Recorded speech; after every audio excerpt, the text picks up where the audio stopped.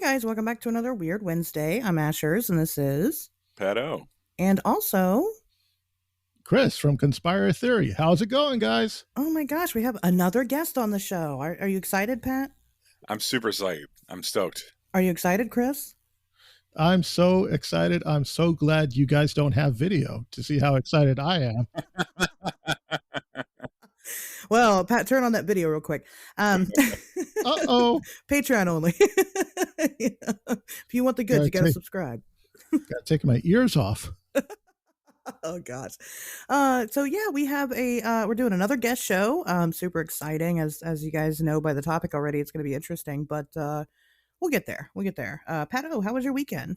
My weekend was fan-fucking-tastic. Fans of the show will remember last episode I was near death. I was at the end of my line. I was feeling absolutely terrible. I had been partying almost nonstop since Memorial Day.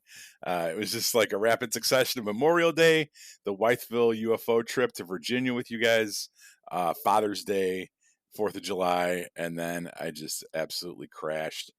I was sick. My kid was sick. We both had fevers. I had to go to the cardiologist, I think Tuesday, like right before we recorded last week's episode.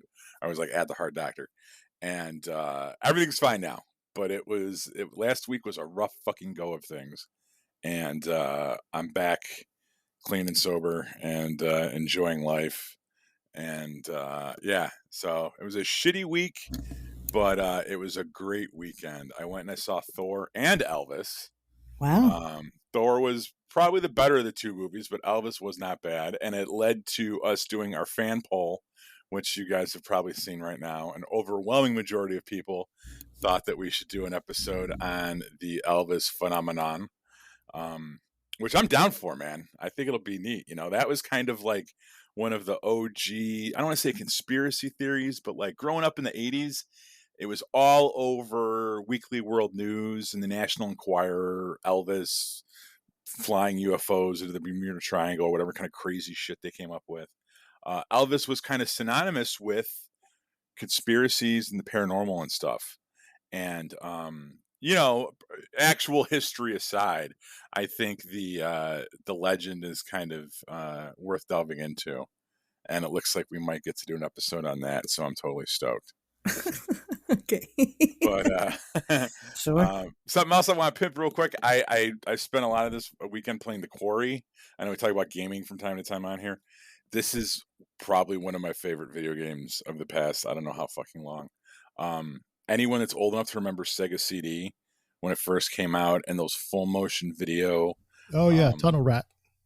Sewer Rat. Shoot the tubes, dog meat. Those Night Trap was another big famous one, right? This is kind of like, that was an early foray into interactive video gaming. Dragon Lair, you know, where you would just Space Ace. Yeah. Don Bluth did both those. Kind of like that, and it's a horror movie with David Arquette, Justice Smith, Ethan Suplee, Lance Hendrickson, the chick from Modern Family with the big knockers. Tons and tons of people. It's awesome. It's worth checking out. Had an awesome time playing that this weekend. And what else? Boys was good. Did we talk about the Stranger Things finale? We're not going to. Okay. We'll skip over that. They got Metallica, Beach Bunny, this band I found. Chicago, okay. They got a song Entropy. Entropy, it's a song of the summer, check it out. And that was my weekend. Lots of media. Lots of consuming, lots of positive media. Stuff that makes me happy. Listening to good tunes, playing good video games, watching good movies, seeing good TV, recharge my batteries. I'm ready to go. Asher's on to you. I had a good weekend. My weekend was good. We went to the zoo on Sunday, which was fantastic. But before I went to the zoo on Sunday, we went out and we went investigating. What'd you investigate? I haven't done in a long time. Just guess what I investigated. Just guess. Better not be the Serpent Mound. No. Okay. Bigfoot? No. Mothman? Mm-mm. I don't know, dude. It was Dogman. Okay.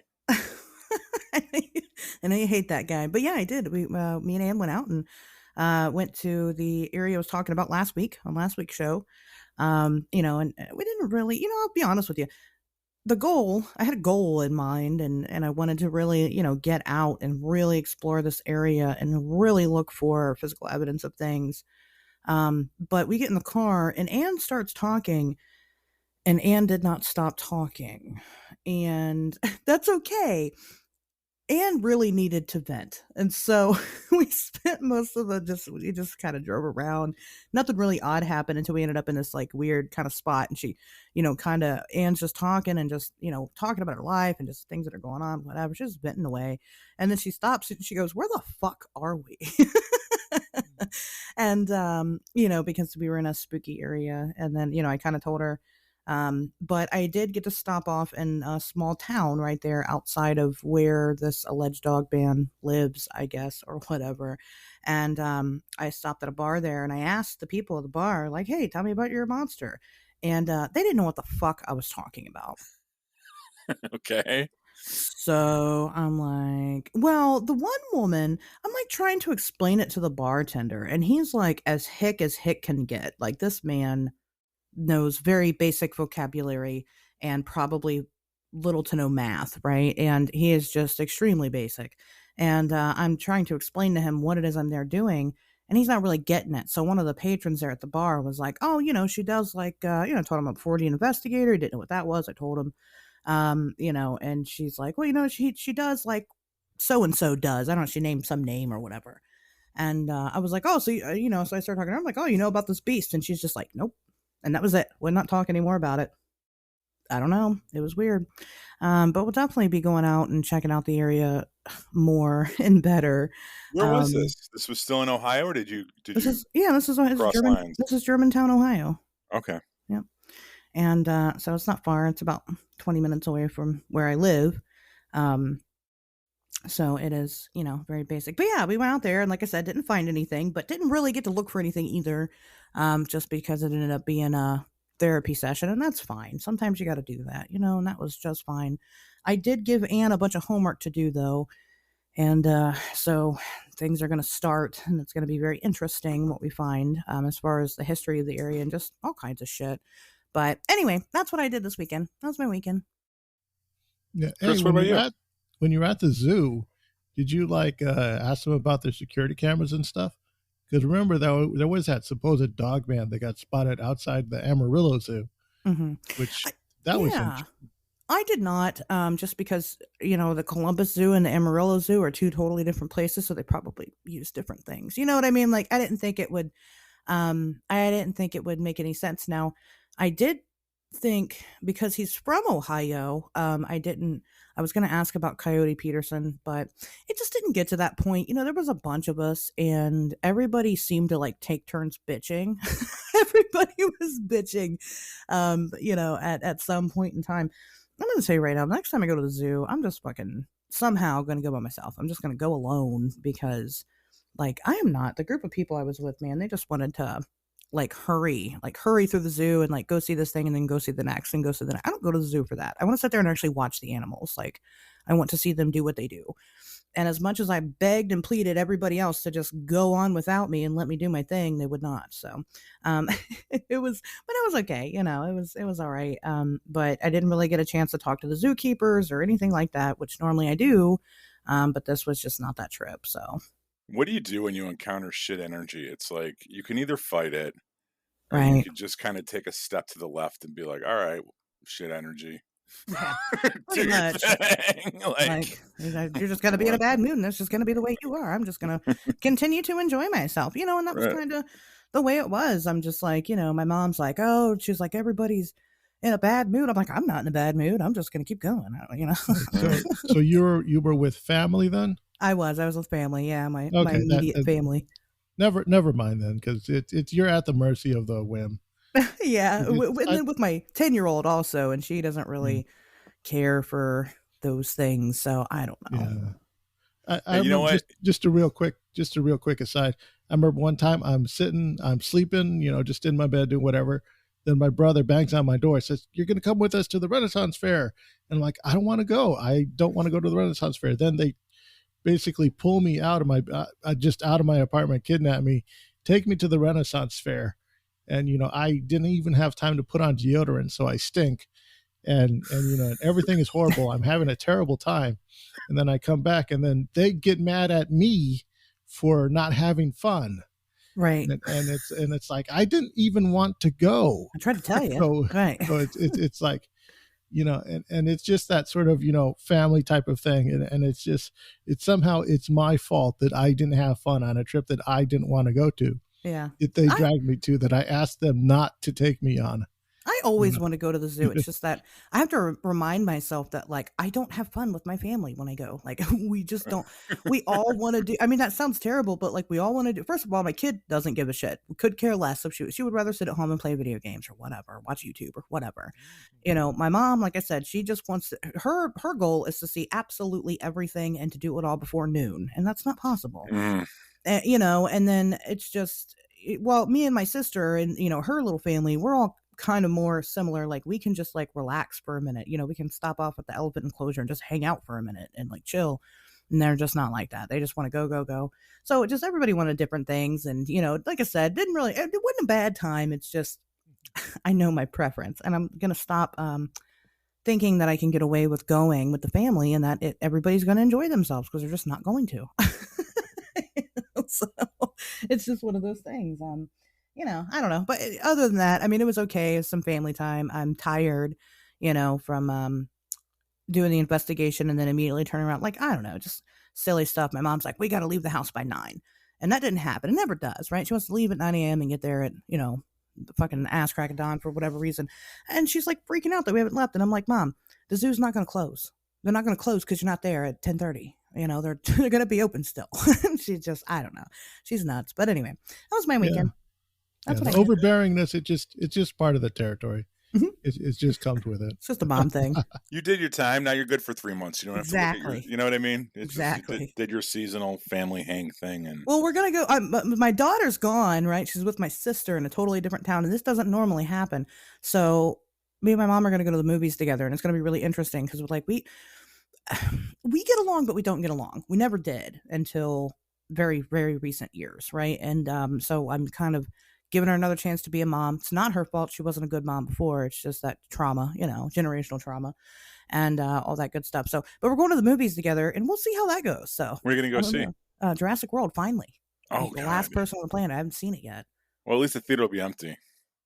It will not. It is still selling out here. Oh, my God. Yeah, still. So that'll be great. And I know that You'll have because fun. after the zoo, I met up with a coworker for dinner because he had to talk to me about something. And we met up, and this coworker I used to work with at the movie theater, and he shared an experience with me that he has had with alien activity for most of his life. So now, Whoa. yeah, so now I'm on that trail because within the last 2 weeks, he had watched a show, and the encounter that was described in the picture that the contactee had drawn, he freaked out. He was like, I saw this thing. And I didn't know that I'd seen it. I thought that maybe it was just a dream, but I saw this thing, and I'll show you how I know this because he pulls out his picture and he drew the exact same thing when it happened.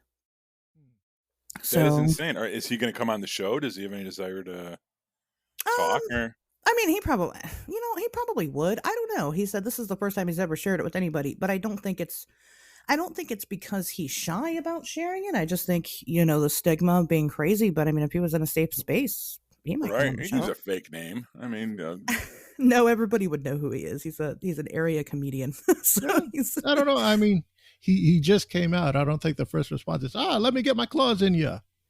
right. I mean, I'm not going to ask him to come on the show yet. He's still trying to figure out that's what he said. I just wanted to talk to somebody because I want answers. And I'm like, well, I can't promise that I can give them, but I'll try. I can't tell you what those things were, but I will certainly give it a go.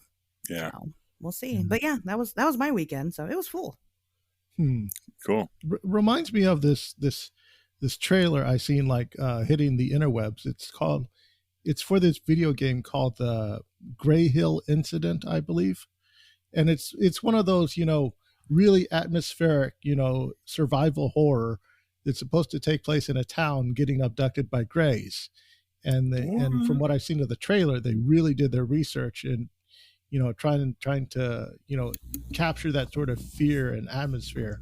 Of Huh. course, I think the part where there's a bit of a departure is where you can actually start shooting up the grays and stuff like that. And maybe that might be a bit of departure, but it looks like it's a fun introduction to that sort of you know phenomenon stuff in video game experiences. I mean, what's neat about this guy is that I worked with him at the movie theater. I worked at the movie theater for 5 years, and he's been there he's been there since the place fucking opened. He's been there forever. And, we would sit and have these long conversations. And I remember we were talking about horror movies one night, and he suggested a movie to me, and I don't remember what it was, but it was about aliens. And he was like talking about how horrifying it is. He's not scared by horror, but he's scared by this because he's scared by aliens. And we didn't really go into depth as to why. So when he came to me to tell me that he believes that one, he was abducted as a young child, and two, he had this incident as an adult as well, and probably thinks that other things in his life might be related. I mean, it just tracked. I mean, the information tracked. Again, it's not like he had never mentioned anything about it to me before. It's just that he had never admitted that anything had ever happened before. So I think I think it's trustworthy. I would love to talk to this dude for obvious fucking reasons. Gray Hill I was telling him incident. about you. Go on. I'm sorry. I was telling him about you. I was That's like, cool. oh, my co-host, this, that, and the other. He's also from Um, Chicago. Wait, I have to ask you this. He told me what? to ask you this.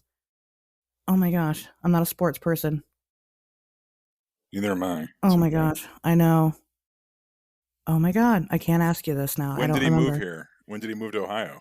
I have no idea. But he grew up in Chicago. I wonder, did his first incident happen here or in Ohio? It would have been there. And the second incident happened in Ohio. Dude, we gotta talk to this dude.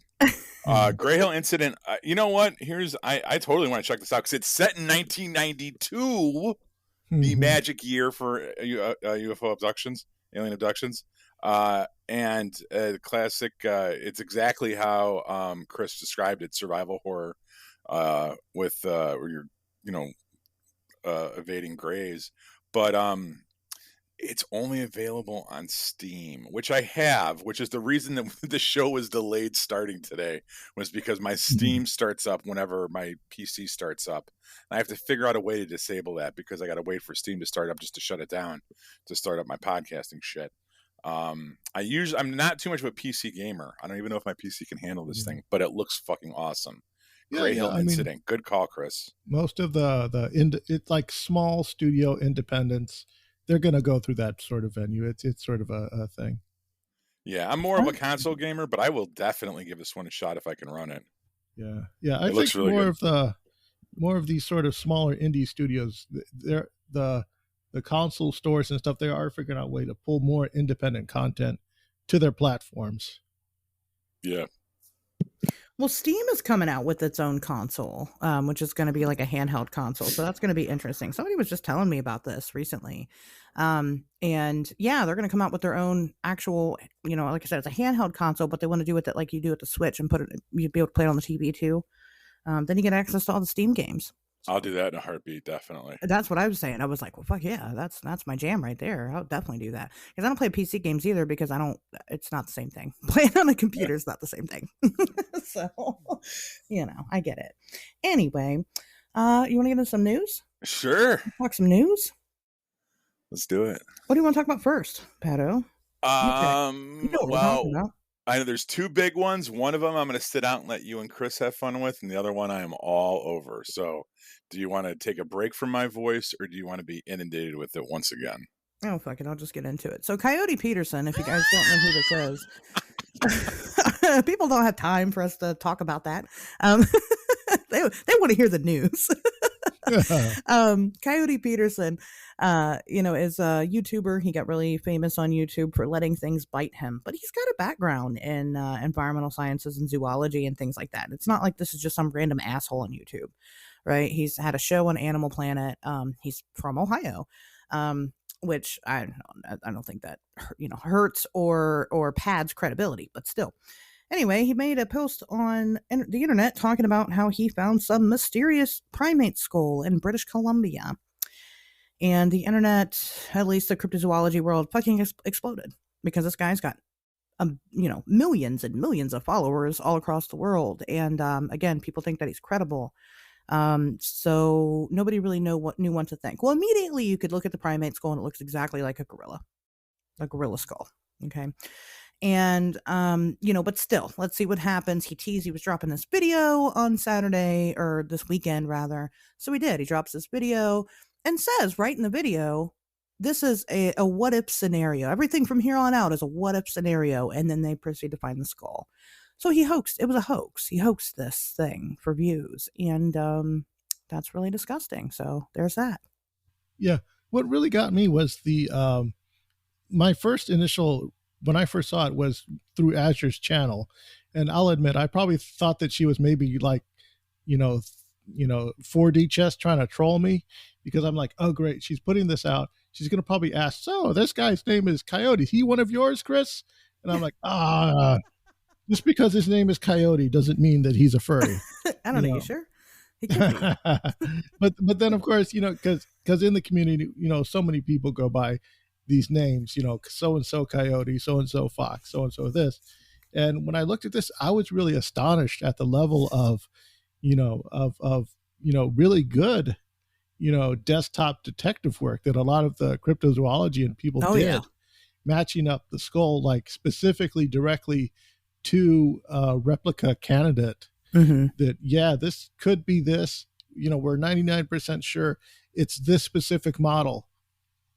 And when I first saw it, I didn't know that it was being presented as a what if scenario, because right. I think he also implied that oh, I'm gonna probably like do some sort of crime sneaking this out. And he said it's that like, he did. Yeah, he said he smuggled it past TSA.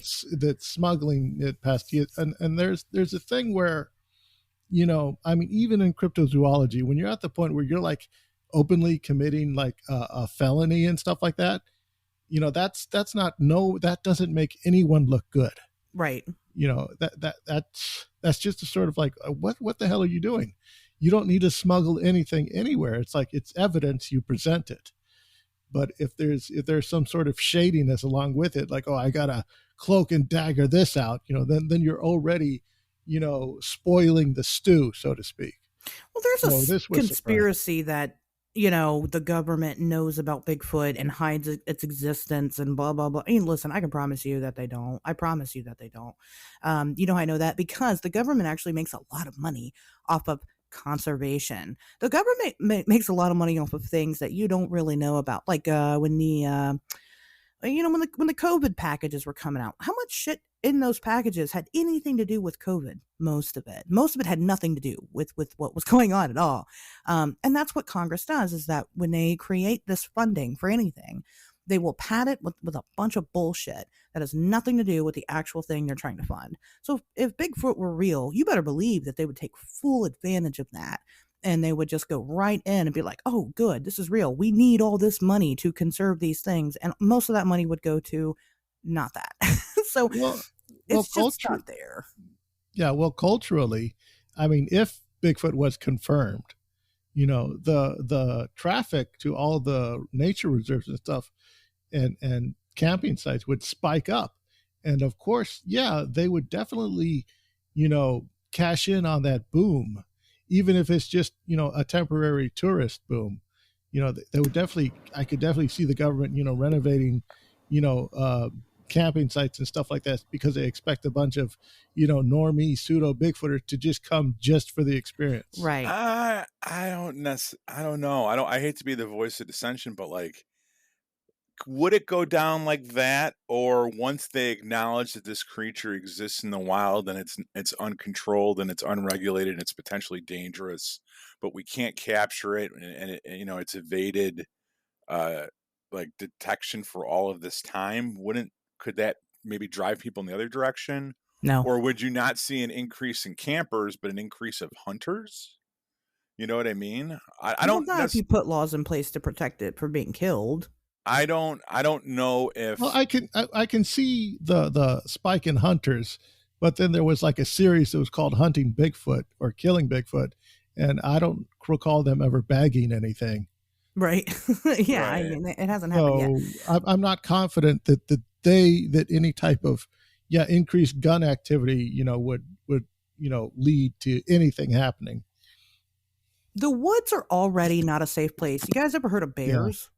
I mean, they'll fucking kill you. Bears will fucking kill you.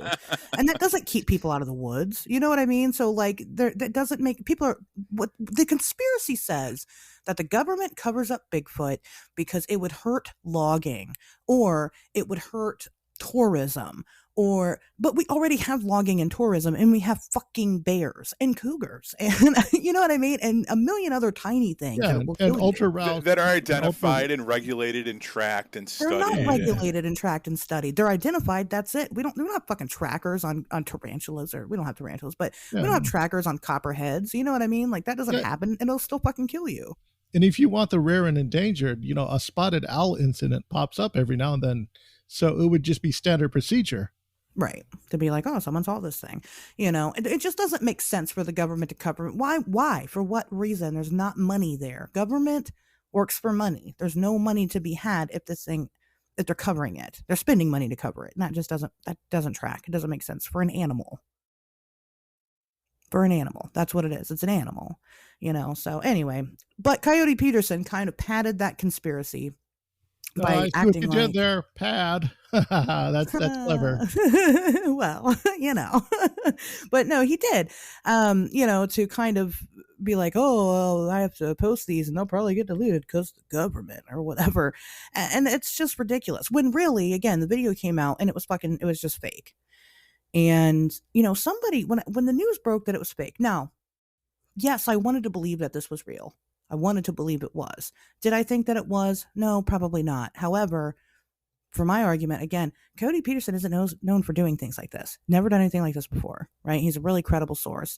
And it did seem odd that he would randomly start doing this or do this for any type of clout. The man doesn't need clout. He's got millions of subscribers on YouTube and a TV show and all. He doesn't need it. He's already, famous. He doesn't need more.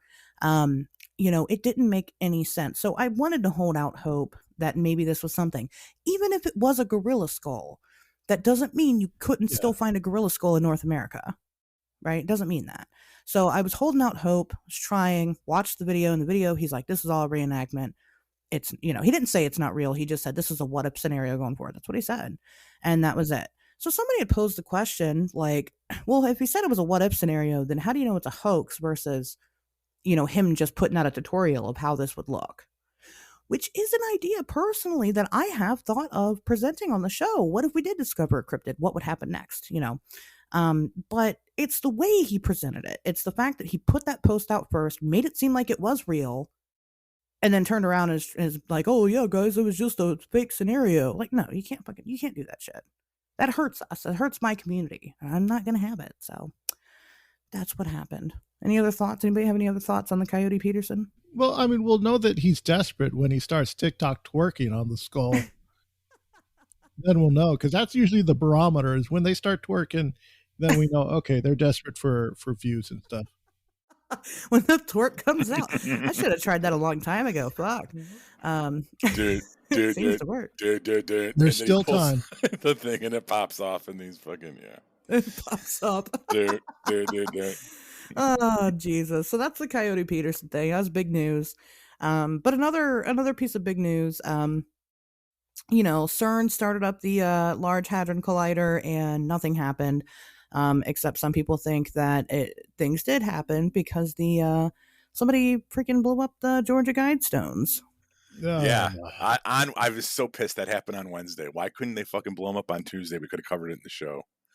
You know what I mean? Like the worst day in the world to do it. Right. Like the day, yeah. Because we never did a Georgia Guidestones episode, and that's something that was probably, I mean, this show will be around forever. So we would have gotten to it eventually, but I mean, like within the next year at least, we would have done a Georgia Guidestones episode. I guess we got so familiar with them that we kind of took them for granted. I guess that's why it came out as such a shock. I could have believed that they've been around since 1979. I remember just hearing about these probably within the past 10 years, maybe. I didn't know about this like until I'd say post year 2000. I had no idea these things existed. And They were relatively new to my radar. I mean, not super new, but I'd say probably within the past 10 years. And someone done blew them up on Wednesday, July 6th.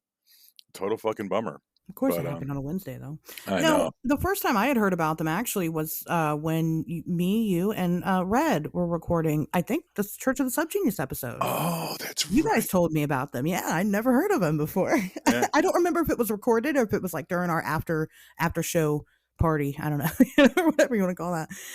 But yeah, that's the first time I had ever heard about them. Yeah. Do you want me to I have the things that were written on them here. Do you want me to read them real quick for the audience? Yeah. Sure, in Okay. case the audience doesn't know. Well, what are the Georgia Guidestones? Just tell them real quick. Yeah, so it was they were erected in 1979 by we know who the construction company was. Uh Wyatt Martin, who owned a granite company in the area. He was hired by an anonymous individual only known as RC Christian. Uh and Wyatt Martin died about a year or two ago and said that he took the person who hired him's identity to his grave. Okay, when they were erected, he said there was about 300 people there. They had a ceremony, but he wouldn't say who the people were, what the deal was, or anything. Just that they were people from the community that were concerned individuals that spent, I think it was like a couple $100,000 on this project. All right.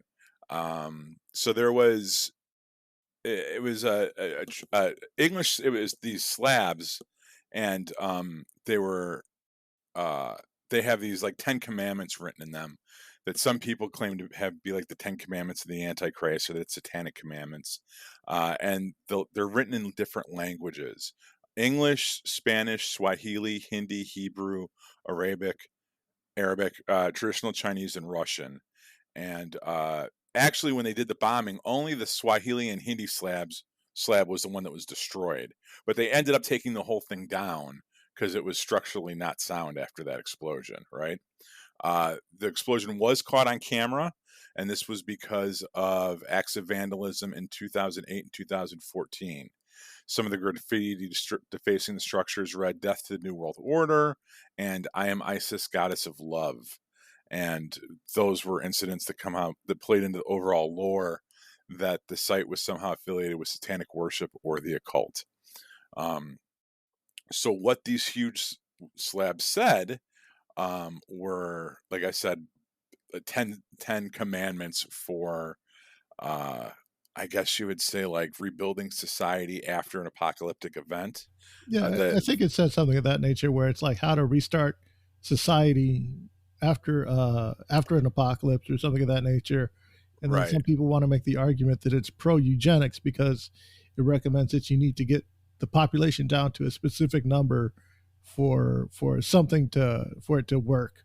right. You Especially the know? first two, and the first two are maintain humanity under 500 million and perpetual balance with nature. The second statement was guide reproduction wisely, improving fitness and diversity.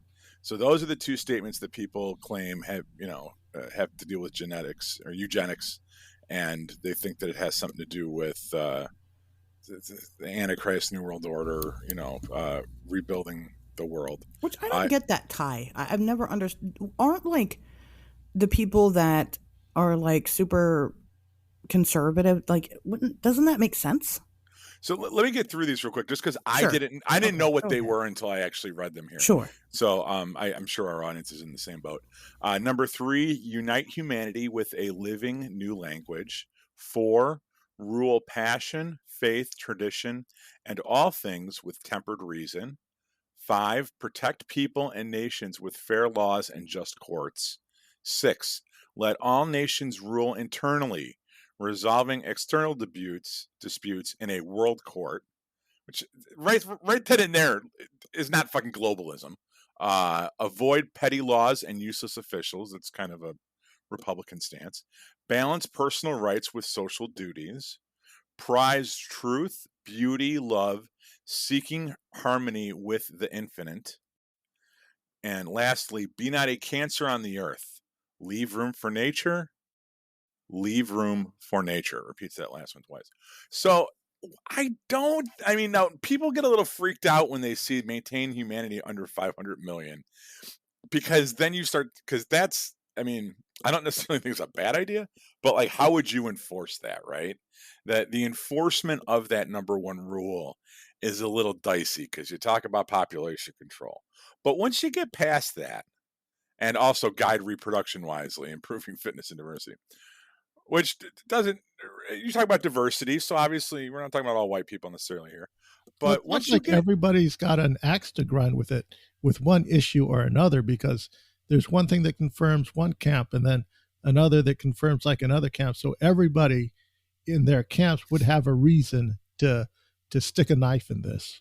so the fact that this was erected in 1979, which meant it was conceptualized and at least put into motion, I mean, I'd say 1977 or a little bit before that even, shows that it's kind of a little hippy dippy Mm, 70s new age way of thinking. Um, I don't necessarily agree with it, but at the same time, I don't think it doesn't to me drip of vile Satanism or anything totally corrupt and evil. You yeah. know, once again, maintaining humanity under 500 million. How do you, all right, what do you mean maintain, you know? But, Is so that like anyway, it's for the just, whole world or per province or per state? I would think whole world, but once again, it was always just a weird thing that was just kind of out in the middle of Georgia, right? It didn't really seem to be bothering anybody. Kind of rubbed some people the wrong way. Kind of, ignited the imaginations of others, you know. But what is interesting is that former Georgia gubernatorial candidate Candace Taylor, um, during her 2022 primary campaign, said that she would, if she became governor of Georgia, she pledged to remove the monument through executive order if she was elected, calling them satanic. And people think that maybe some of her political followers did this. And that I think is interesting. That is something I would like to see explored because this is kind of the era that we live in now, where a lot of this weird fringe conspiracy stuff that we used to just kind of sit over here and talk about and be interested in and listen to on Coast to Coast late at night has now become politicized. And you're seeing people really follow in on it and link this stuff and be actionable, like make it actionable and shit. Now they're doing stuff about it, So the fact that this may be politically motivated by an actual political candidate in this country, that to me is more kind of troublesome than anything written on those stones. I mean, I don't know. I guess no, I see what you're saying, but it's been that way for at least the last 2 years, Oh, probably I the don't think. last four. Yeah, I You don't know. I know, don't know. so it's not really shocking anymore. You know what I mean? It's not. But I get what you're saying. I don't get. I don't give a shit that someone blew up the Georgia Guidestones. I don't give a shit that someone placed them there to begin with. I think that like I could literally do the same thing, like place a weird monument somewhere just because it's fucking weird and something to do. I mean, yeah, it's a lot of money, but if I had a lot of money to play with, I probably would do some goofy shit like that. So I don't think that they have any like real importance, to be honest with you. Well, remember that remember that story from like 6 months ago about that obelisk that they like found in the middle of the desert. Oh, the big monolith. Yeah, and Yeah. like it was some rich guy, and that's just what he fucking on his deathbed he wanted this shit put somewhere. Yeah, Like, didn't they find several mirrored I obelisks? didn't know it was some rich guy. I thought it was like some like not a film crew, but like a crew of people that did it just to do it. no, it was like the dying wish of some. It was in like an art installation. Oh, okay. Yeah, he was like an artist from New That makes York. sense. Yeah, yeah. Yeah, they eventually it all eventually came on. It was Yeah. not nearly as interesting as we hoped it was. Right. But yeah, I mean, Just I cuz get it. It's just yeah. people with money do stupid shit, and these people did this, and you're right. I don't think it was necessarily it freaked people out because they Mystery. yeah, and Yeah. what it suggested, and it ignited people's imaginations, and probably had the Sure. opposite effect of whatever people intended when they started this thing in Right. the first place.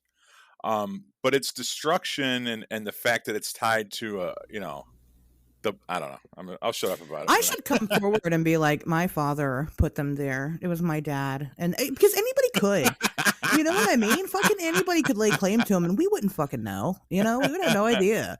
And so my thing about it is that I've seen people arguing about it on social media and it's like, stop, you guys. I take the Marge Simpson defense where it's like, I think it's neat. And that's it. It's not perfect. That's perfect. I see it more as like a coffee table decoration rather than anything else. It's a topic of conversation. It's just a fun thing to talk about, but it's not really hurting anybody. Right. So the vandalism stuff I do find reprehensible. Sure. Well, sure. I mean, why? I mean, did you need to go and blow it up? I don't know. But the fact that that's why I think it was political. I think it was somebody. I think it was too. I agree. Somebody tried to use this as part of her campaign, saying that like, I'll destroy them under executive order because they're satanic, and then some goofball in her on her street team.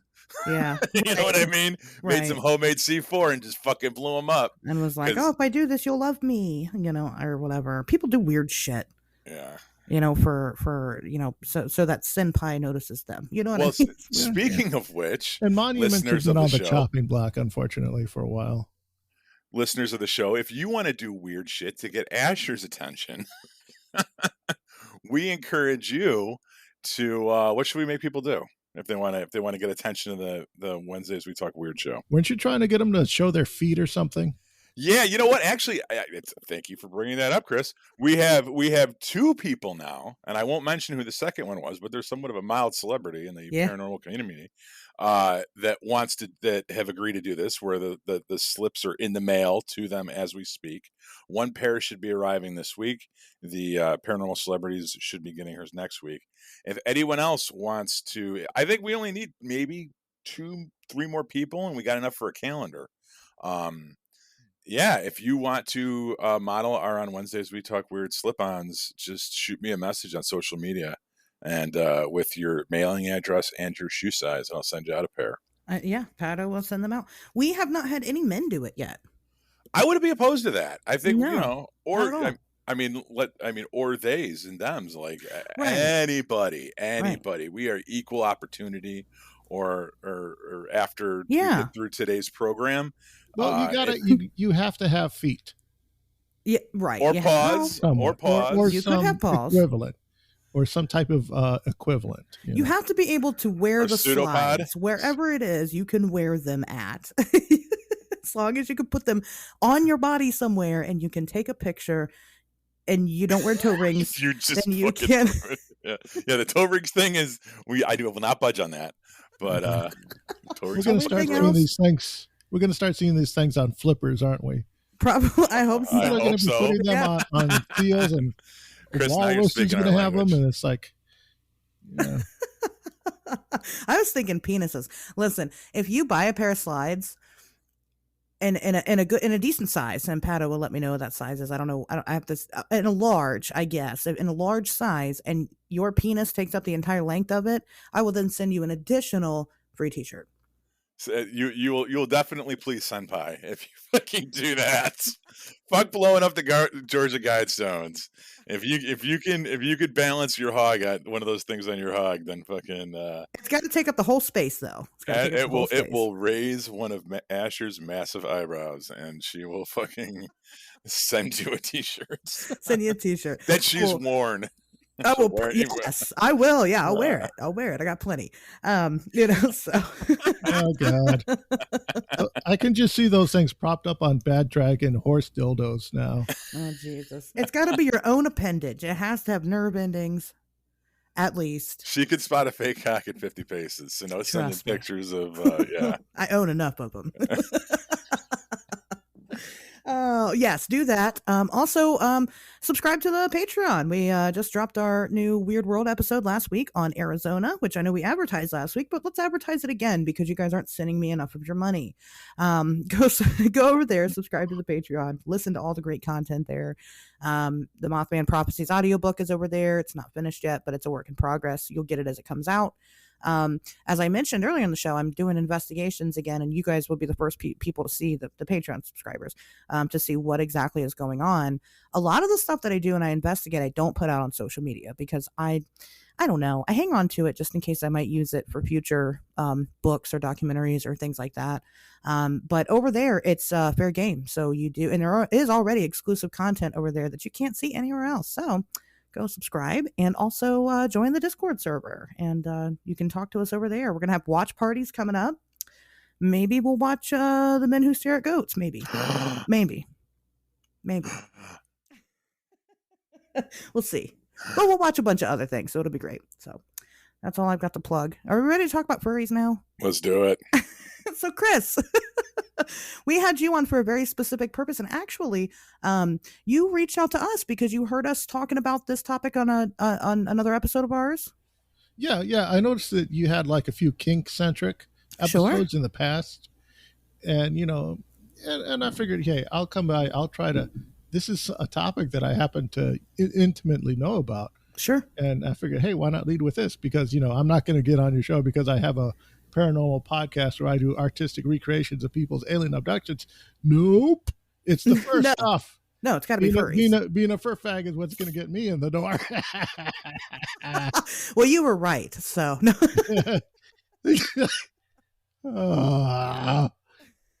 But yes, yeah, I do have intimate knowledge of this being a furry, and this there is this sort of like, society that parallels the kink community from what I've observed. And it's one of those where they really are struggling with self-image. And it's like no one takes the image of the furries more seriously than the furries themselves. And there's a sort of pseudo civil war where people, they want to lead with like, oh, it's a kink, it's all sexuality and stuff like this, and then there are other people like, no, we need to be more inclusive, we need to dial it down, it's family friendly, present a family friendly image because we're getting too much bad press. And it's sort of like butting at heads, but there is a sort of a cultural fandom backbone that is very interesting, that I think a lot of people, tend to dig into. And I think a lot of people, because the first place that most people go for furry anything is fire up Google, search furry, and then the search results tell them, like what it is and stuff like this. And it's usually not the best impression that people are left with. So I want to sort of lead, like, remove the veil a bit and talk a bit more about the nuances, about the culture, how things start, how people get into it, who's a furry, and all that stuff, whatever it is that we can get into, that if you guys have any questions about that, we can talk about. Sure. Yeah, absolutely. I mean, let's just start with the basics. What is a furry? Well, a furry is pretty much anybody who, enjoys cartoon animals. And it can be, cartoon animals, parable animals, any type of thing, not as sexual partners, but more so as a sort of a fandom thing, like an identity. It's no different than someone who really loves Star Wars dressing up as a Jedi or dressing up as Darth Vader. It's sort of that type of thing. And what the furries do is that they sort of take it a bit one step further in that they engage in active creativity, like actually, like someone might develop their own Jedi.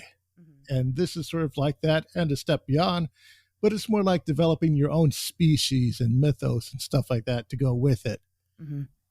So it's role playing, but it's role playing on hard mode. Oh yeah, definitely. Sure. Definitely. It's more creative. It's like D&D stats with an extra attribute, right? Except that attribute is species instead of race. Okay. Well, Pat knows about that. I don't know about D&D, but yeah. So it doesn't necessarily have to be sexual, right? No, it doesn't have to be sexual at all, but there is a sexual component to that. I think a lot of the confusion comes from is people enjoy sex as adults. Furries are adults. Right. Now, because there's a lot of furry content and And a lot of people, get their furry, I guess their first furry, tingly feeling is when they're, watching kid media, but it's not always sexual type of a thing. And when it comes to, propagating the culture and sort of spreading it out there, that's not really something that you want to lead with it. Oh, it's a sexual type of thing. It's more like going with the sort of family friendly thing. It's more, that is more of an image thing than anything else. Right. And there's been a lot of pushback within the convention circuits where, a lot of people want to lead with that sort of kink stuff, and they want to come out, with their leather daddy outfits and stuff like that. And it's gotten like a lot of pushback, and it's gotten to the point that, a lot of people, their persona is a husky, and because of that, the husky, the let's see, what is it, the ones who do the dogs that do the igloos and the icicles, the Alaskan St. ones with, Bernards. yeah, the ones where they like pull the, The like Malamutes? Balto and all that Alaskan type of stuff. Malamutes? Oh, okay, okay, okay. Sled dogs. Yeah, sled dogs. Exactly. Hmm. That's where I wanted to go. The sled dog. Okay. Well, they wear sled gear. They wear a harness, which is Okay. supposed to represent sled gear. Well, they're starting to get grief for that because it looks like fetish gear. And Oh. so, that leads to a lot of contention, and people are like, oh, you can't wear that, on Hmm. the convention floor and stuff like that. I mean, the kinky stuff and all that stuff, it still goes on. It's just, it's behind closed doors, and there is a time and a place. And I think what this is more of a generational thing where the younger people, they do sort of see this as, oh, this is my identity. I have to lead with it. I have to be out and open about everything. And then the older people are like, no, this is more reserved. We have to, like, keep this stuff more time and, again, time and Right. place. But there's that sort of, generational back and forth that is sort of hitting it. And a lot of people, they'll start young. Like, a lot of young people get into furries hard, and then they'll age out of it, usually around their mid to late 20s. And then some people, they're in it for the long haul, like they're in it for life type of thing. I mean, we've gotten to the part that, some people, I would say, are even, buried in their fursuits type of thing. And of course, Wow. not everyone has a fursuit, but Right. it's sort of just to show that it's just a means of expression. Sure. I Okay. did want to say this about the fursuits. Um, the document that you gave us, kind of prepping us for this show, talks about how expensive they are, and I'm not arguing with that at all. But if anyone out here is interested, you can get them on Amazon for $300. Like they're also kind of cheap. I don't know if what you may have heard, and Chris, I know when we had our phone call we talked about this, but my experience kind of with a furry is I was dating a school teacher who was very active in the school that she taught at. She was on a lot of committees. It was a small grammar school, and she student taught there. Her goal was to maybe be principal one day. She got her master, her type 75 or whatever, and very very involved in this school. And they had decided that they wanted a cougar mascot, and they wanted to get a cougar costume for that mascot. And she went out and she bought one off Amazon for like $300. Yeah, well, And as you do. yeah, she started wearing it around the apartment all the time. Uh-oh. And at first it was kind of like, oh, I just want to make sure it fits, I want to break it in before the rally tomorrow. Of course you do. That's reasonable. Yeah, and then it was like she would wear it all the time, and I'd be sitting there, playing Elder Scrolls, and she'd come out with it on and just dance around just to make me laugh and distract me, and like she turned into fucking Paws the cougar, and like that was like her thing. And Mm. we never banged in it just because she wouldn't let me cut a hole in it or anything. But Yeah, we actually have a term for that. It's called an yiffing. STP. Oh, okay. Sorry. And SPH. Yeah. I thought it was yiffing, so I'm like, I'm gonna yiff the shit out of you.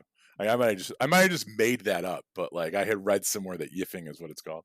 And you know, I don't want to say that I don't think she necessarily sexualized her wearing that costume. It's exactly what you just said. She was an adult and we were in a sexual relationship anyway. But there was something about that suit that gave her a level of detachment. There was something about putting that suit on that let her become someone else that wasn't necessarily miles away from who she was in day-to-day life because she was a school teacher. She was very outgoing and kind of bubbly and like to kind of dance around and interact with kids anyway. Yeah, But there was you could tell that like she felt very comfortable in it. yeah, yeah, And she liked the way that people would respond to her. She liked the way that when she wore it at school for these pep rallies and shit, she would run out into the gym with it on, the way the kids would lose their fucking minds. yeah. It's And yeah, it's sort of like if I could just pry into that for a moment. When most people when they develop a character, it's called a persona, and it's usually an idealized version of themselves. sure, It's not yeah, just who they are; it's what they could be. It's yes, everything that it's their best foot forward with their most potential maximum effort given, and that's probably what she was tapping into. As sort of this sort of idealized character. yes, universally loved, universally applauded, reaching the children because she was a school that she went to school to be a school teacher. That was her chosen profession. She's connecting with the kids. It's everything that she possibly wanted, and she's doing it dressed up as like a yellow cougar, you know, thing. And yeah, I mean, I totally get what you're saying. Is that I get why people do it. I totally get why people do it. I will definitely get into some of the nastier aspects of some of it. Yeah, yeah, Like, I the love the first fan art. yeah. The fan You know, art is one thing. The fursuit is sort of like a different it's sort of like a different level. I mean, usually right? most people like to say that it's sort of like only like maybe 20% of the fandom has fursuits, but I it's find that so. growing. I find that really surprising that that number's that low. I'm not arguing with you. It's Yeah. just Well, it's I it's sort of, these are probably old numbers. It might have grown since the last time I checked. yeah. But yeah, it isn't uncommon for because every single fur convention they have a fursuit parade, and it is bonkers. And then they will do a group photo, and they just get more and more outrageous and larger. And as far as the price, I mean, these things, yeah, you can get like something for $300 on Amazon, but that's probably not the best quality. The ones that you get that are commissioned, those things are built like the 12,000 on up. Those things are built to last. Sometimes they're even passed along. Sometimes, even people will actually will them out. Some people they'll retire a fursuit. Some people will they'll pass it on to like another furry who will then wear it and then take on the persona. It's sort of like, those things are built to last, the more high end ones. Yeah, so Amazon's got them from what I saw from 300 to 1,700. I know she got one of the maybe 3 to 5. If it was more than 5, it wasn't more than 5, I'll tell you that much. Um, but I remember her saying that I think it only lasted like 2 school years. And that is probably being worn like not counting like around the Yeah, apartment. I yeah, don't she know. probably beat the hell out of it. She did, and I'll tell you this, and in those 2 school years, it was only really worn to about a half dozen events each year. You know what I mean? Like, and that was where it was, like, worn for multiple hours, and kids are touching it. Yeah, and She's running stress tested around to in. hell. Yeah, Yeah, yeah, it was 'cause you can't wash it either. Like, I remember it got, like, yeah, funky and shit, like, yeah, yeah. I mean, if she got one that's like the one like from the community, she would be willing it to her kids. wow. That's how good it would be. Well, because And the whole point of these suits, right, is to create a character. yeah, yeah, yeah. The So the persona. right. The So if you're just buying a stock suit, it kind of takes away a lot of the magic, is what I'm understanding, that there is to actually building. I mean, I guess you could base your character around a stock suit, but you would want something more customized. It's like going to get a tattoo and picking one off the wall. Like, sometimes that's not a bad thing, but 9 times out of 10, you wanna have some kinda yeah, it's got to input have in it. personal meaning to it. Right. And that's what the thing is that these characters have personal meaning to the individual. And then a lot of people when they step into this community, it's like having you don't have to have a persona to be a furry, But for some people, because it's all online and because that's how we interact is through avatars and text bubbles and stuff like that, it's just an easier way for people to connect with each other. And at any fur meet, people are going to be wearing badges, like not just name badges. And that's just not so, oh, I'm Tom from accounting or whatever. It's so that they can have their personas out, type of thing. And most people, they'll like address, they know each other more as their personas than they do as the real people that they are in life. It's just, and for some people, I don't know if this is just due to the layer of autism or just something of that nature, because a lot of people, a lot of socially awkward people do gravitate to these massive fandoms. It doesn't matter what it is. And for some people, the only way that they know how to communicate through to people is through this persona. It's just it's like a sort of, it's just a way, something for them to step into that allows them to get over the mental and social hurdles that they've placed on themselves, or that they may have through some trauma or just general awkwardness, because it's like a step of disassociation where it's not so much me, it's this character that I'm stepping into, and I have to embody this character, so I have to be bold and outgoing, whereas in real life I wouldn't be, type of thing. One of the things I wanted to talk about is you sent us a link to a news article about an Army veteran that was sentenced to life in prison for a triple homicide, where he killed his girlfriend's parents and a friend of the family. And the focus of that story was that he had met the victim's daughter via online user groups for furries and bronies. He Mm-hmm. himself was a brony, and Yeah, I guess we've entered the true crime well, segment. dude, I'm all over the fucking place. Asher's just tell me to shut up if you want. But No, it's okay. yeah. Yeah, So like on the off chance you don't know what a brony is, it's just a dude that's into the My Little Pony Friendship is Magic cartoon that came out a couple years, probably like a decade ago. yeah, But yeah, and there is, there's another conversation there, but let's cover this story. Yeah, okay. So if you look into the story, it's Joshua Charles Acosta. yeah. Um, The he Fullerton homicide, triple homicide case. Yeah, the Yes. Fullerton triple homicide. The media presents this story as, a young couple finds itself over, this furry message board, and then he comes and he kills the girl's parents.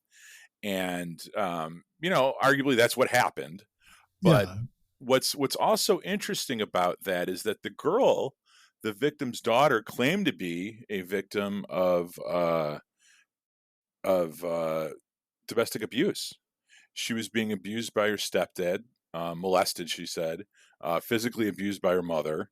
There was a friend of the family that was present. I don't know if he had hurt her as well, but that her boyfriend, who was this 23-year-old Army vet, was coming to liberate her and kill her parents. And I think that part of it is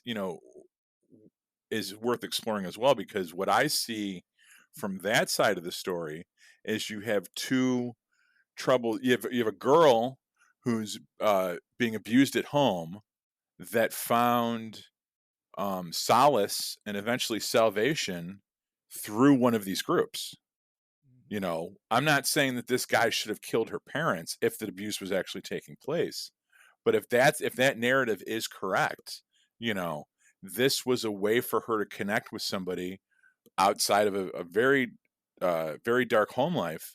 It gave her a community of people that cared about her and that cared about her enough to help try to get her out of that. Granted, Yeah. with a shotgun, which is not the way to Yeah. I get mean, well, problems. how old was she? How old was the daughter again? 17. How much? 17. 17. Okay. So she's probably too young to move out. And then there's a huge age discrepancy between her and the boyfriend, which is like what, a 10-year age gap. No, he was 23. I mean, Was hey, that? we're not. I'm terrible at Okay. this game. I thought I heard 27. I'm sorry. No, no, no, no. Okay. He was 23. She was 17. I'm not. I understand based on certain laws, they both were too young, according to Yeah, Asher's. they were both very No one young. knows Yeah. what the fuck they're doing at before 25, and I completely agree with that. So they're both relatively young. He was a brony. I'm not saying that means that he's immature, but You know, Yeah, I think Well, his that's the accomplice, what stigma. was his accomplice a brony? Because I think he was a furry, and then his accomplice was a brony. Uh, I'm, it's been a while, and I don't have it in front of me, so it's there's a lot going on with this case. Let me just put it like yeah, that. yeah. There is a lot going on. But yeah, the media latched on to the furry aspect and kind of sensationalized that. And because the daughter was a furry and the boyfriend was a brony, and supposedly the parents might have been furries as well, or they were into some kind of kink and shit. And it was just this terrible cesspool of people. I mean, and that's what the media likes to revel in, right? But like I said, if you kind of sort through that, what the positive things that you can pick out is that this community, this furry community, this brony community, it was a way station for troubled souls, and it was a way for people to connect and unite and try to help one another. And that's what a lot of these subcultures are there for. And you can pick out the outliers. You can pick out the people that take certain things too far, or react in violent ways, and any kind of fandom or whatever. I'm old enough. I was watching Beavis and Butthead, the new Beavis and Butthead movie, with my 12-year-old kid the other day, and I remember telling him about how there was at a certain point they weren't allowed to say fire anymore on the show because Beavis used to always go fire, fire, and like a kid burned something down somewhere, and they blamed it on Beavis and Butthead. Yeah, I Which think it was like a child set his brother on fire. Well, I don't know what the Two brother really did, young but kids. fuck Yeah. it, I wasn't there. I ain't gonna fucking pass But judgment. yeah, I know what you're talking about. It's that sort of something happens, and then there's a stack of comic books in the corner, ergo, video games made them kill them. That type of thing. It's that sort of like let's blame the whatever it is that they're into as an outlier. No different than the satanic panic that we saw with AD&D. Or blaming. Thank you for calling it AD&D. That was very cool of you. Another thing that, like, after being of the age where I remember Columbine, and everyone's saying that Marilyn Manson is terrible because he influenced these kids to do Columbine. Two separate conversations here. Marilyn Manson is a piece of shit. He is a terrible person. However, had nothing to do with Columbine. You know what I mean? Like, I remember the video game angle that because Doom. they played first-person shooters, that made them killers, and even the victims themselves were like, "Yeah, I played Doom as well." I didn't want to, I don't blame that type of thing. Right. No, if you were a gamer in the 90s, especially a PC gamer, of course you were going to play first-person shooters, or point-and-click adventures. There is significant scientific research now that says that there is no such thing as a tie between media and violence. It doesn't exist. It's not there. As a matter of fact, most people that play video games are less likely to commit violent crimes because they are too busy living in their bedrooms playing video games. So now I would wonder if cartoon animal sexuality could potentially have some kind of influence on a younger audience, where maybe they're not sexually mature yet, and this offers some kind of bridge for them. You know what I mean? As far as the furry stuff goes, like such as exploring or discovering their sexuality through characters. Yeah. They're I mean, that is sort of a thing. Like, usually in cartoons, everyone has their first crush, and I think mine was Janine from Ghostbusters, from the real Ghostbusters cartoon. Of course, she had glasses on. Mine was Rainbow Bright. I remember, or no, Strawberry Shortcake. I'd feel very uncomfortable, not uncomfortable in a bad way. I didn't know what was happening. Sorry, I didn't mean to freak everyone out with that one, but yeah. Mine was Lola Bunny, but I'm a little younger, so that makes perfect sense. Freak. Eyelashes. I know. That's such a weirdo. No, it was those tits that she had. I mean, come on, it's a bunny with tits. So what's not to like? And she's all sporty and stuff. So right, we know what kind of a lesbian you are. Oh, exactly. Well, that's very true. It's very true. I'm a very dominant personality. I like people that can dominate me, and that impresses me. So. But yeah, I mean, as far as that goes, I mean, and some people take it too far. I mean, even in Russia, there's a cult dedicated to Gadget from Rescue Rangers. That it's a real thing. Oh my god, I'm gonna look that shit up. Yeah. I was very You joining a disappointed. cult today, are you?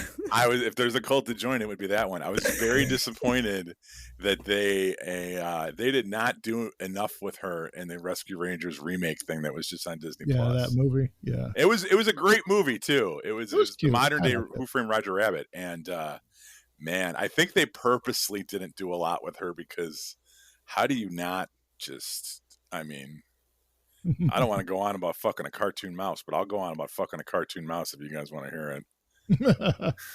Jeez. Sorry. Yeah, sure. I mean, go ahead. Then I can.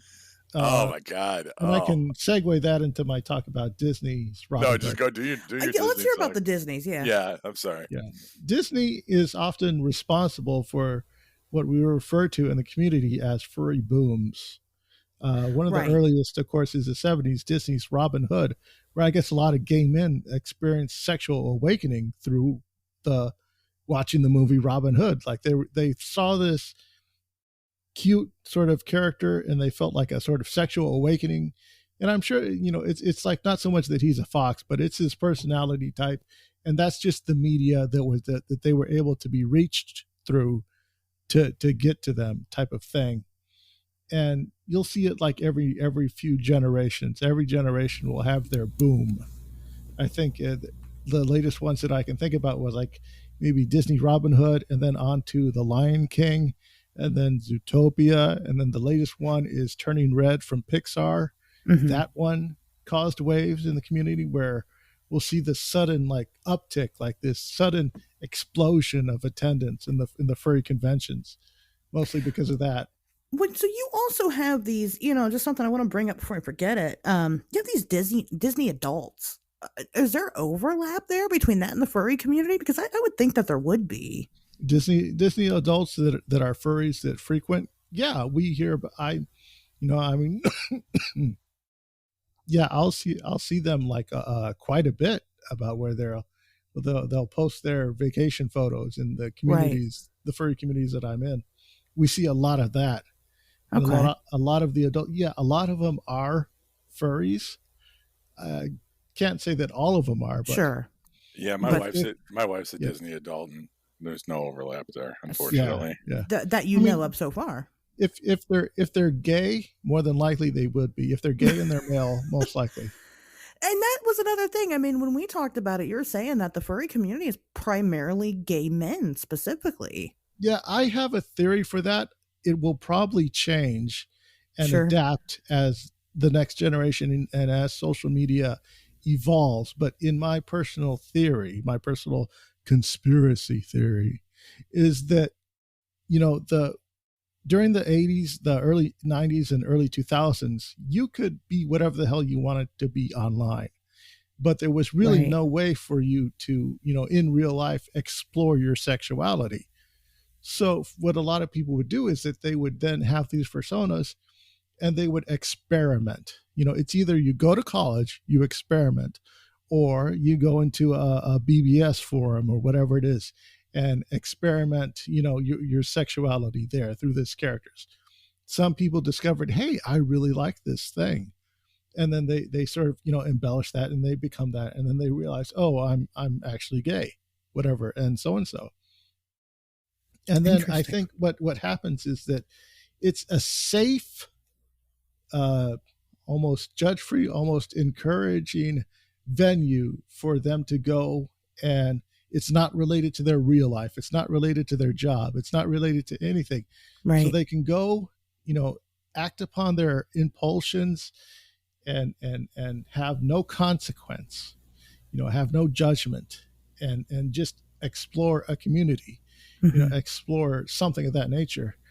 And I think it was a haven for a lot of gay men to find a comfortable way that they could, live life outside of the closet.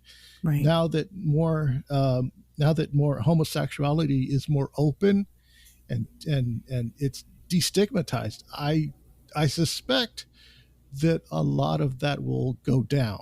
Sure. That's what I suspect. But I don't know that for sure because there is still that people still like to go to the dark corners to explore their degeneracy. Right. You know, Sure. there's still it's not fun unless there's a taboo to it. Right. It's not fun unless there's, oh, I'm doing something naughty, something of that nature. Right. So I I think can that see will that. still exist. That will still exist to some level. And Okay. but as Yeah, I far as think that, yeah, I think it's just generationally, because that was such a huge segment of the population. It's just completely natural for, if you're going to go to a fur meet, that yeah, you're going to run into a lot of pride flags. You're going to run into a lot of gay people. You're going to run into a lot of, I mean, everybody there is more than likely gay. I Mhm. mean, if anything's going to out you more, it's going to be being straight. I mean, Well, right. And I was going to say, I know a furry couple, and it's a man and a woman. The woman is, I mean, she's, I would say she's pretty bi curious, but she's mostly straight. And yeah, then the the guy guy's is just a free bisexual. for all. Yeah. Okay. I mean, like I said, I don't think she would ever like cultivate a relationship with the woman. I don't even think she's necessarily attracted to women. I think that with the right woman, she's yeah. I mean, she would do it. But Yeah, the that's always and an but outlier. she's very reserved anyway, sexually in general. I mean, when she does this stuff and she's in her space, she's doing it 100% for it's therapeutic for her and her trauma. The guy though, he's very much a free for all. He'll fuck anything, he'll stick his dick in anything, and he doesn't care. You on the other hand, we talked about you're straight, right? Isn't that right? Yeah, yeah. I didn't Last want I to checked, assume, but I thought we talked about it. Yeah. yeah, last I checked, I'm straight, So and you're I the guess outcast. yeah, I'm somewhat of a unicorn, and I do have friends who are straight in the community, Okay. and and it's like we have our own little Telegram group where we said we Right. talk. All It's five like of you, right? yeah, yeah, actually yeah, it is five and like one woman. Um, and that's another thing. Being female and straight in the Right. community is also extremely rare as well, Right. because Right. it's like when it comes to men gravitate naturally to the furry community. Mhm. Women, on the other hand, they're usually ushered into it through a boyfriend or something of that nature, Right. or a friend who's like like, oh, I'm into this thing, and they're usually a tag along, a plus one, and then they get into it and they realize, hey, this is fun.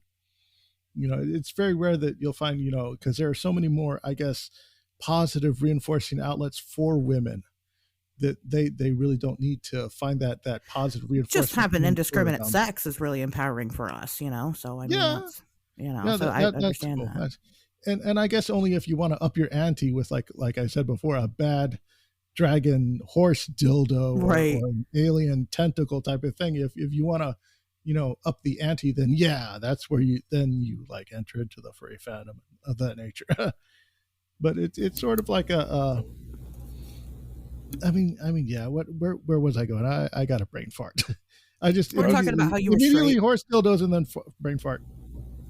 that'll do it to you. Mm. That'll definitely do it to you. Sorry, Azures. What were you saying? We were just talking about how you were straight, and so you were kind of the outcast in the community. Yeah, I You're the mean, black sheep of the black sheep. yeah, and and that sort of comes with its own, exotic tabooness, that it also makes me one of the most cherished, prizes out there. That any room I go into that's mostly furry, I'm gonna probably most likely be the most popular person there. Just out of exoticness type of thing. So even like the gay guys and the gay girls come gravitate towards you. Well, yeah, it's just sort of a camaraderie thing. Usually, like out of curiosity and stuff like that. And then most of them, they just want to rub up on me because I'm cute. Sure. What is your persona? Well, my persona is a white fox. It's usually, you'll see it on the logo of my podcast logo. Yeah, it's sort of like a little fox that I don't know. I sort of developed a persona out of necessity. I really didn't feel the need to, at first, but then I realized, because people were having so much difficulty, starting conversations with me, because they didn't know how to, Had a they bond. wanted to, yeah, they just didn't know how to start that conversation type of thing. And I And sort what of are like, you dressed up as? Is a pretty easy starter.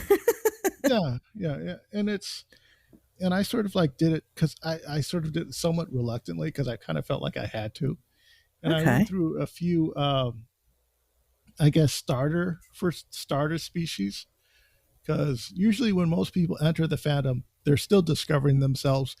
They're still figuring out their personality, their quirks, what they like, because they're young and they're still growing into something, Right. but they don't know what exactly. So they'll often start with the starter species, which is usually a fox, a wolf, or a kitty. And out of that, then they decide, and then they'll graduate to like a something unique, like an otter or a moose or something of that nature that lines in more with their personality type. Like we have a lot of bears, Well. and yeah, and everybody has bears, but our bears are bears as well as their bears. Yeah. They're berry bears. I get you. Do the moose have big dicks? Is that why they're moose? I I'm the wrong person to I ask. mean, they better, right? I mean, can you imagine like meeting up with somebody at a furry convention and you're a moose and you pull out this little teeny tiny little inchworm? Well, they'll definitely have the big dick energy. They'll definitely identify that as That's true. part of them. They got a big rack on them. That's for sure. And if not, they can. Oh, If not, they can order one. That's That's for sure. true. That's very true. You could, yes, you can. That's true. That's that is interesting. But you don't have a suit, is that right? No, I don't have a suit. It's mostly because it's outside of my price range for what I would want, for what I Okay. would be satisfied with. I probably won't be getting a suit anytime soon, and I'm not in a rush to get one. Right. But Right. Because it wasn't really like you said. You kind of picked one out of necessity rather than feeling connected to your yeah, I persona. mean, I mean, I do enjoy the persona. I do enjoy it. I use it mainly as a placeholder and a mascot, and with that, it's sort of for me a form of branding. So yes, I do get use out of it, and I do enjoy it. I'm satisfied with the persona that I finally settled with, which is a small Arctic fox. Because it's small, it's cute, it's unassuming. I saw that at And the zoo this weekend. yeah, and it's just sort of an adorable thing, which is sort of Sure. what I wanna push forward. That's sort of what I'm You presenting. want to be viewed as adorable. Yeah, somewhat. Sure. I can relate to that for sure. Pat, what would you be if you had to pick a persona? What would you pick? wow. You know, I would probably have to be a bear, just because You that's you give bear energy. yeah, and I actually this last summer. So my wife is from Fort Wayne, Indiana. I spent a lot of time there. Their rock and roll radio station is called The Bear, and I have one of their stickers that I have in the back window of my car.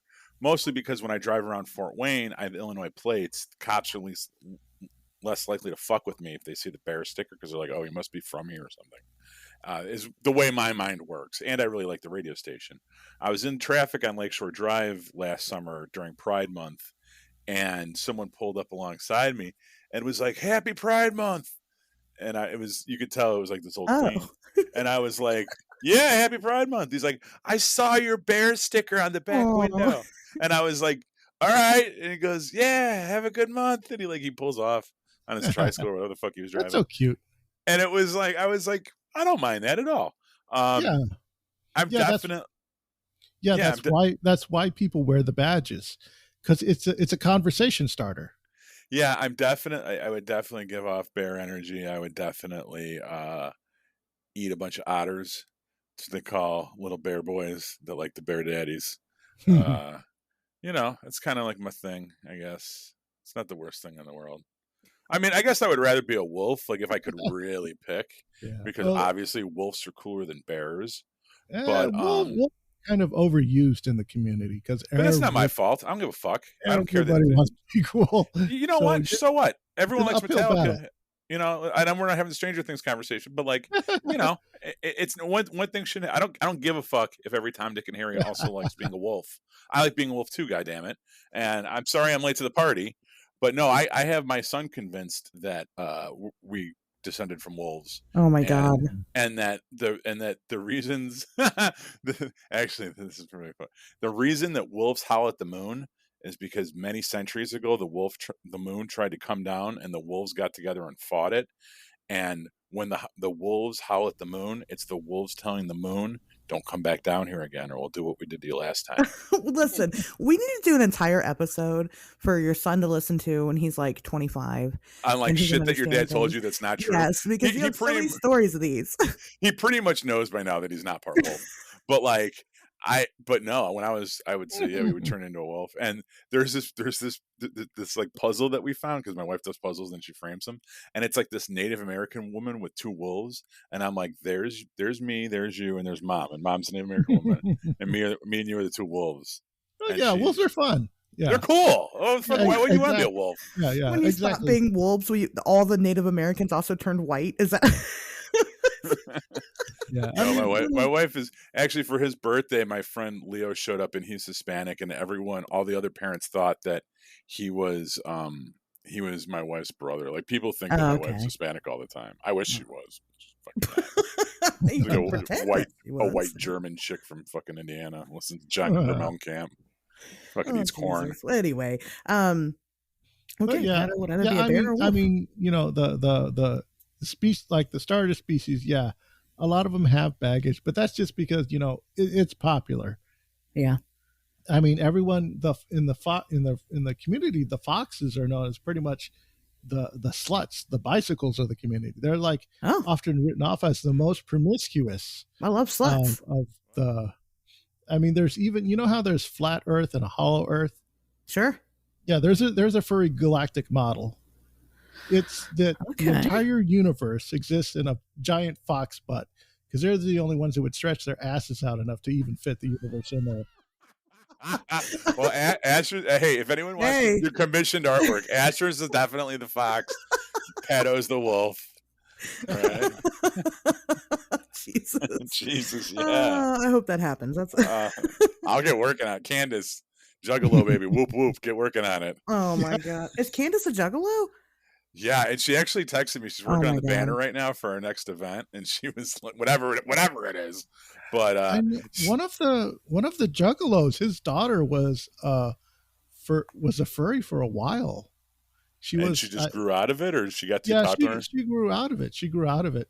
But she was a furry for a while and then she stopped. And it's like, okay, yeah, I think I'm growing out of this thing. It was great. It was wonderful. Thank you so much for your inclusiveness, and all that. She had like a I'm leaving the fandom post, and Oh, it was okay. it was a nice thing for her. It was a nice. There was a I think Was she it did a Violent J video. or Shaggy Two Dope? I think it was Violent J, where they did a video called Snake Stompers or Hunting Snakes, where she got a fursuit, and she got cheated, and she got cheated because she bought what was supposed to be an expensive commission, but instead they sent her a piece of shit instead, Oh and she no. made a video about that because she got ripped off, and her dad was all in on it as well, and they made a big old thing about it. Of course they did. And it's so hilarious, and it's just the part that I love most is just seeing this father being so supportive of his daughter into this thing, and you do not see her face. You do not see her face at all. You just see her. She's in her fursuit, and it is it's so adorable. I'm telling you, ICP is the center of this season. Fucking on Wednesdays we talk weird. It is the gravity sinkhole that no episode escapes from. This was good content that came from the fucking ICP connection. I'm telling you, this wasn't like a throwaway name drop thing. This was good. This was No, really we're good. building up to attend and vend at the Gathering of the Juggalos. So Yes. it's meant to be, obviously. So, oh my gosh, that's Whoop whoop. wow. So are aliens, if you dress up as an alien, is that a persona? I don't believe it is, although Okay. people do have alien species, like exotic alien Right, species. but not like grays. Yeah, but stuff like Grace, I often wondered like if there was like a cryptid furry overlap. And from Right. what I saw, I don't believe I could find one. Because a lot of people like when you look at like even the furry erotica stuff, Mhm. it's mostly normies that are into that. Because when it comes to any type of erotic content, the furry community, they have their own economy for that. Yeah.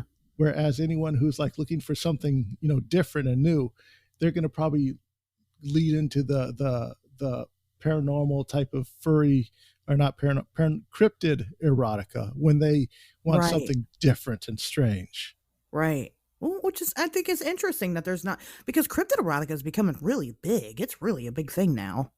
Yeah, yeah. Even I for mean, people that aren't into cryptids are like, what is this? Sex with Bigfoot? Well, I yeah, don't know. and I dinosaur don't. erotica is something that I've been dabbling in since Yeah, the first that's season of another the thing show. that I saw as well is the dinosaur erotica, Yeah. and I wonder if that where's the Venn diagram between the dinosaur erotica and the cryptid erotica? Does that It's overlap? pretty much this. Yeah, I think I it's think pretty much the same community. dinosaur erotica came first. I think that like all those people are posers, and that me and Chuck Tingle and the rest of the fucking weirdos, like we were on the forefront. We stormed it. We crawled so y'all could walk. You You know just what I mean? haven't read any ANL probe, so I that's your have. I problem. have. Oh my god. He said Has I have. she He has actually has. has she read any Francis Dugal? That's what I want to know. As long as we're Has busting out. ANL probe? Yeah, I know. I Oh, don't it's know. incredibly clever. I get it. No, but Francis Dugal is my erotic pen name. Nom de plume, as it were. And Why do you have an erotic pen name? Come on, like you don't want people to know that you wrote that shit. Frank. Frank California has my porn star. There's so many people living in my head, Ashers. You have And no you fucking blame idea. everybody else being a part of the CIA, and here you are, the fucking man with 10 names. Jim Phelps. He Fucking tells on himself. He's like, "That's my pen name." that's the Irish in me coming out. I can't let anyone else take credit for my shit for a fucking second. I'll rap my own self out just so you know I'm the one that goddamn did Right. it. Well, You're so bad at lying. but I'm excellent at self promotion. You know what I mean? Yeah, you're right. Anyway, yeah, I was wondering about aliens and like you said, cryptids. There's no, I mean, do you think that if somebody showed up to one of these conventions with a cryptid persona, do you think that they'd get a lot of attention? I don't know that they would, other than it would just be, if it's like, because like the Bigfoot stuff, it looks like, I A guess, gorilla, like a regular gorilla or right? maybe a wild caveman type of thing. Right. And from what I've noticed, because I made this, the horror story.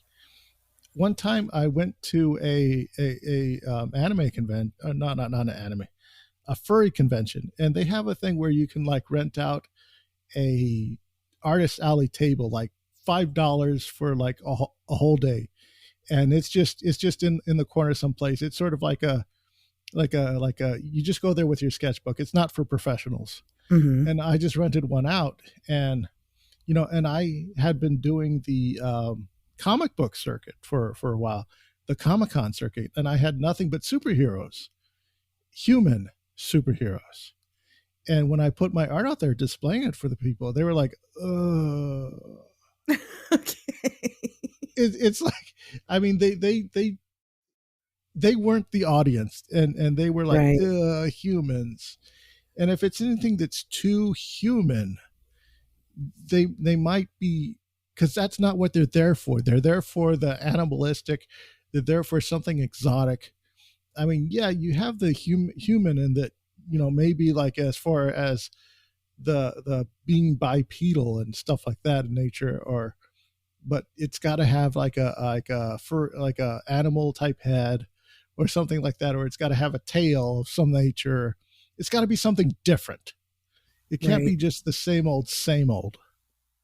Okay, I gotcha. I understand that. Okay, so there's different different characteristics more so that people look for rather than I the mean, actual creature itself. yeah, I mean, if someone went to a furry con dressed as a gray, yeah, people would take pictures and he'd have fun. But it's not something that that other than being a just another typical gray. It's not really something that you're going to see like, here's my persona as well type of thing. Really don't see that much happening. Right. Okay. Well, that makes sense. Okay. Well, it is getting to be about our closing time for the show. There's so much, I'm sure, that we've got people that will have their own questions. Yeah, I haven't Then they even should brought hit up up the Chris on Therians. social media and his podcast and follow up with Exactly. him there. Chris, can you want to give your info one more time, please? Definitely. You can catch me at Conspire Theory Podcast. You can find that anywhere. Just go ahead and Google it, look up Conspire a Theory Podcast, and you'll find one. The easiest way to find me is to look for the little logo with the little fox curled up in a corner, and that's how you know that okay, you're in the right place. You can find me at Instagram at Conspire a Theory. Separate all the words with the underscores, and that's where I'm most active. I have Twitter at Conspire Theory, all one word, and you can also find me on Facebook as well. Just look up my real name, Chris Holm, and you'll be able to find me easily there. Again, I'll mostly have a fox or something in my little, little doodad or something of that nature. Okay. But And the we'll most post the links down in the description too. yeah, best place to find me is Instagram. I'm totally approachable, provided that you don't get me when I'm at work or something or in the middle of commissions, and I'm very busy doing commissions and stuff like that. Um, let's see. Also, you know, uh, because I dip my toe into the paranormal, you're going to see a lot of commission where I'll do artistic recreations of people's alien encounters and some of the stuff that they run into. And maybe one day I could come back and we could talk about that, of Yeah. these strange encounters that people often have. But as far as that, as dealing with the furry stuff, I mean, there's so much more that we could go into that we haven't Right. gotten into yet. But just to, I got a few things just that I can just shotgun through real quick, just to make sure that we get all of my notes covered. Did you have anything else you wanted to add? Yeah, absolutely. I Now, mean, yeah, by all 90 means. seconds. 90 seconds. okay. Someone who's really popular in the community is referred to as a papu fur. Now, those are usually the fursuiters, and whenever just so you can learn the lingo, so that way, when you're in a gaggle of furries, you won't sound like you're out of place. And then we have people in our community who are really, really into the whole identifying as an animal thing. They're often referred to as therians. And these are the people who they take it to a place where for sometimes it's almost like mentally unhealthy, but for a large some of them, a lot of them are pretty pleasant and stuff like this. I have a friend who's a therian. He just really, really believes it in his spirit, in his soul, that he is an animal rather than a human type of thing. So it's like it's no, but they're not. Some of them take it too far, where it's almost like a form of dysmorphia. But Right. for the most part, it's just like I'm really, really into this thing, and I really, really like it, type of thing. But they're furries, and, Right. and they're pretty cool. And as far as the bronies and the furries, the difference between a brony and a furry is bronies are sort of they create their own character, but they're in this pre-established fictional world. Right. Whereas with the furries, there's not really a trademark or copyright to it. It's sort of like an open source type of thing. You're Sure. creating a fox in an open source world. And with that, they can take that other places. There has been some drama where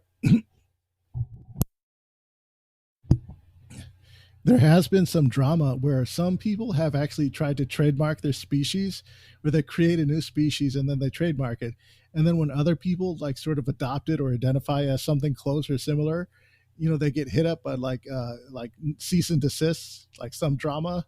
And I Wow. think, yeah, one of the species, look up angel dragons, because there's this one Okay. when she sort of made her own species called the angel dragon, and she sort of tied it up into this sort of thing where she sort of copyright written it and did all that stuff, Right. and she's pretty much got her own sort of following of angel dragons, and they sort of become like the pariahs of the furry community. Okay. Wow. It's like, okay, yeah, angel dragon, they're sort of like the mean girls of the furry Okay. community. Okay. Every community has to have one. It's Right. Yeah. Well, just like there's yeah. porn for everything. Every subculture has There's assholes for everything. Yeah, exactly. Yeah. Yeah, you got to have your mean girls, and Yeah. Yeah. and that's sort of and it's just a sort of a fun thing. And there was also, I think it was a guy called Boomer the dog who was on Dr. Phil, because every now and then the furries, they'll spill out into the public and type of thing, where we'll see people, they'll put them in front of a camera and stuff like this. And Boomer the dog was a guy who was put up. He was and Dr. Phil, he tried to live as a dog and get his name legally changed to Boomer the dog, but he couldn't because it was already It was based off of a television show, and they held the copyright, so he couldn't get it. Wait, that was the roadblock. hold on. There's a TV show about Boomer the dog.